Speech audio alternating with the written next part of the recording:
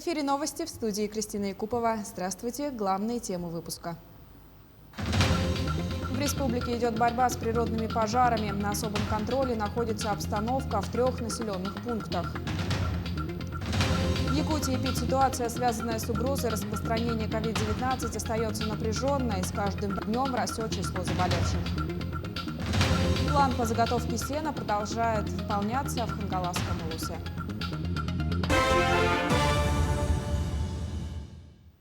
Движение по автомобильной дороге Анабар в Мирнинском районе временно приостановлено из-за лесных пожаров, а именно в направлении от поселка Чернышевский до поселка Алгуйдах. Организовано круглосуточное дежурство. Местным оперативным штабом принимаются меры по тушению пожара.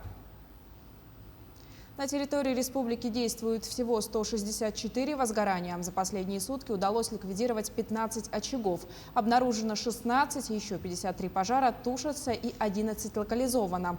На местах работает 2118 людей и 275 единиц техники. Произведен один вылет Ми-8 на территории Алекминска.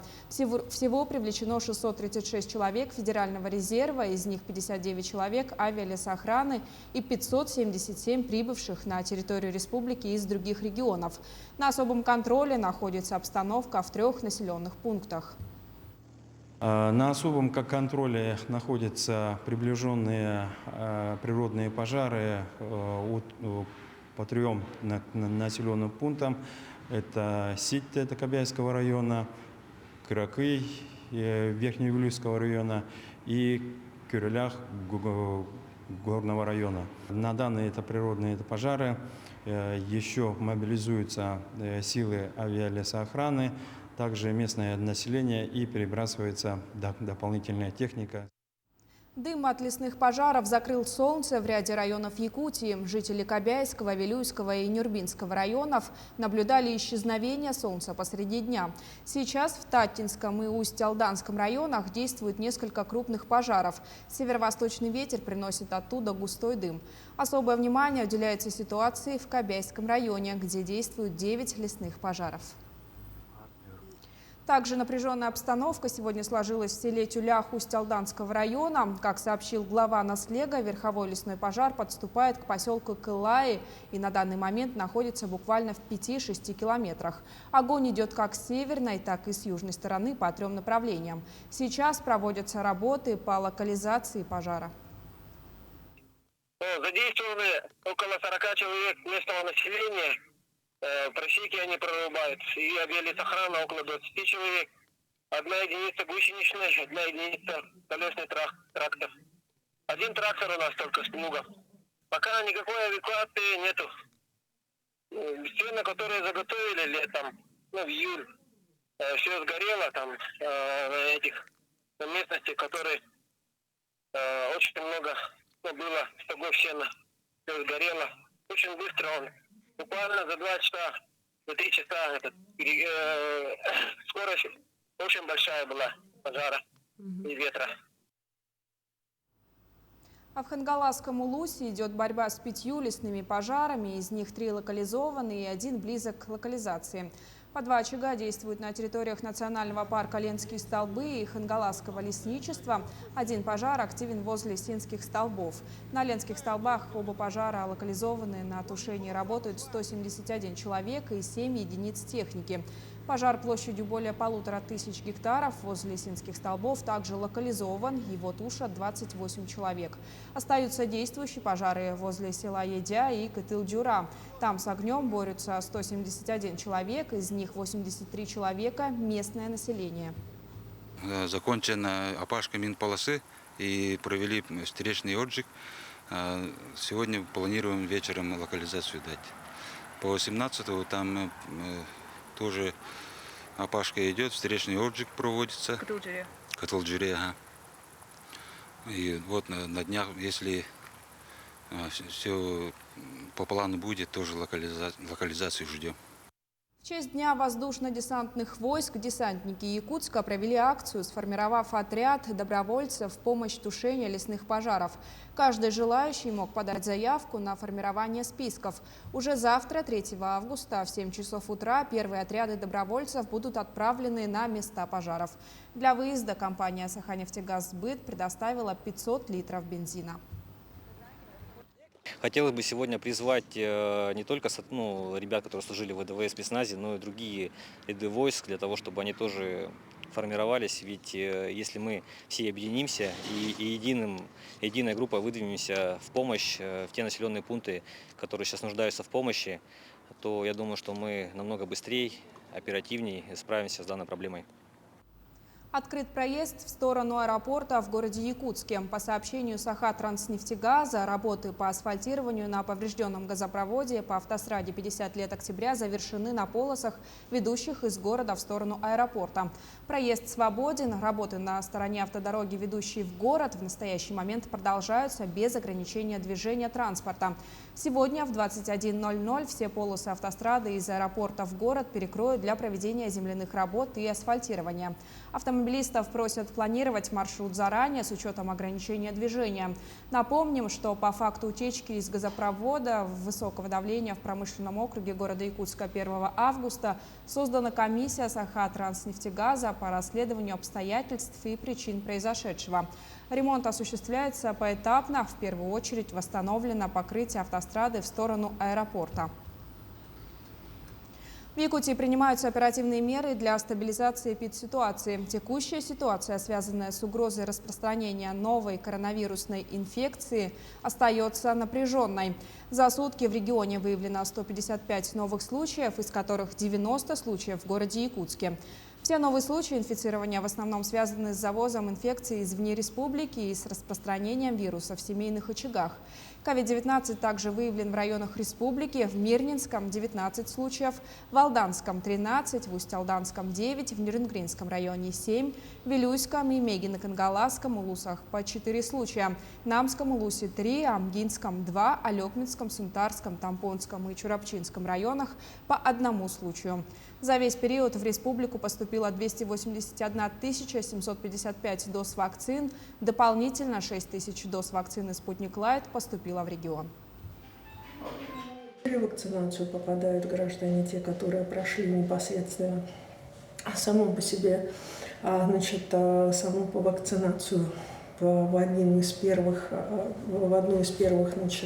наших стадий. Это в декабре, в январе. Это прежде всего медицинские работники, а также наша группа лица старше 65 лет. Необходимо обратить внимание, что на настоящий момент вакцина для первой вакцинации есть не во всех районах и, соответственно, поликлиниках нашей республики. Люди, страдающие от острых сердечно-сосудистых заболеваний, смогут получать бесплатные лекарства в течение 2 лет после постановки на диспансерное наблюдение. Такое постановление утвердил председатель правительства Михаил Мишустин. В перечень препаратов, полагающихся сердечникам, входит более 20 наименований, необходимых для полноценной лекарственной терапии. Всего же на эту меру поддержки в бюджете заложено около 10 миллиардов рублей. Ранее срок льготного обеспечения медикаментами ограничивался 1 годом. Единовременные выплаты по 10 тысяч рублей родителям школьников для подготовки детей к новому учебному году стартовали сегодня в Якутии. Помимо родителей, средства могут получить усыновители, опекуны и попечители детей. Подробнее в материале Саргаланы Неустроевой. 21 апреля в ходе послания Федеральному собранию президент России Владимир Путин предложил выплатить семьям со школьниками по 10 тысяч рублей. Старт выплат был запланирован на 16 августа текущего года. Однако уже 28 июля президент предложил начать выплату досрочно, со 2 августа. Мы готовы провести оперативную эту работу и можем начать выплаты с понедельника, со 2 августа. Система готова, деньги есть, да? Система готова, деньги доведены.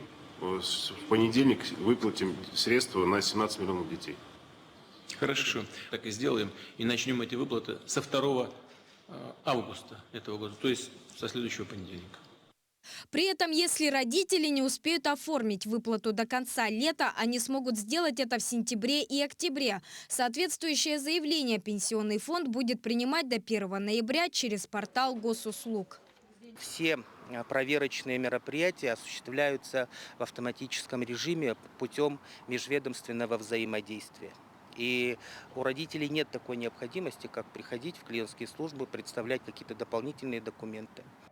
Исключение составляют опекуны и попечители. Им уже придется самостоятельно посетить отделение пенсионного фонда. А тем временем уже 2 августа единовременную выплату получили 145 тысяч детей. Это 82% от всех детей возрастом от 6 до 18 лет, проживающих на территории региона. Выплата существенно помогла и многодетным семьям республики. Так, у Надежды Жирковой на попечении 5 детей, 3 из них школьники. Очень своевременная и нужная, мне кажется, выплата. Решили сразу приехать за школьной формой, потому что у нас вот первоклассник, и вот старшие братья тоже, получается, форму нужно было покупать. Конкретно все на детские ушли, ну как на школьные нужды. Помимо детей, выплата также полагается инвалидам и людям с ограничениями по здоровью, если им от 18 до 23 лет, и они продолжают получать общее образование. При заполнении заявления следует помнить, что в нем указываются реквизиты лицевого счета в банке, а не номер карты. Счет при этом должен принадлежать родителю, который подает заявление. Саргалана Неустроева, Григорий Хлопков, Якутск. Более 2000 квартир передадут переселенцам из аварийного жилья в Якутии. 60 многоквартирных домов, в которых приобретено около 2000 жилых помещений на общей площади более 88 тысяч квадратных метров, планируют ввести в эксплуатацию до конца этого года. К концу июля переселили уже более 9 тысяч человек, что составляет 51% от плана. Отмечу, что в Якутии реализуется самая масштабная среди регионов России программа расселения из аварийного жилья. До 2025 года планируется расселить более 1 миллиона квадратных метров, что составляет 9,6% от общероссийских показателей. План по заготовке сена выполнен на 30% в Хангаласском Улусе. Потребность района в этом году составляет 32 606 тонн. В департаменте сельского хозяйства прогнозируют выполнение плана всего на 75% из-за засушливого лета. На сегодня аграриями Улуса скошено 9,5 тысяч гектаров угодий. Заготовлено около 10 тысяч тонн. В сенокосной кампании участвуют 445 звеньев, более 1100 человек, работают 578 тракторов. В связи с угрозой невыполнения плана руководством района было принято решение о создании так называемых мобильных бригад. В Хангаласском Улусе созданы мобильные бригады, которые сено заготавливают на отдаленных участках свыше 60 километров.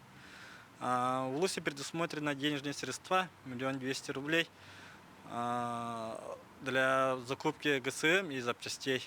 На сегодняшний день подано 20 заявок, 2830 тонн сена будут они заготавливать. Заявки принимаем до 10 августа. Сельскохозяйственная микроперепись стартовала в Якутии. В течение 30 дней августа 209 переписчиков соберут сведения сплошным методом во всех муниципальных районах республики по сельскохозяйственным организациям, фермерским хозяйствам и индивидуальным предпринимателям. Особенность сельскохозяйственной микропереписи этого года – применение современных технологий при сборе сведений от респондентов. При опросе будут использоваться планшетные компьютеры. Это позволит существенно повысить качество информации и ускорить процесс сбора и обработки данных. На этом выпуск подошел к концу. Наши корреспонденты следят за развитием событий.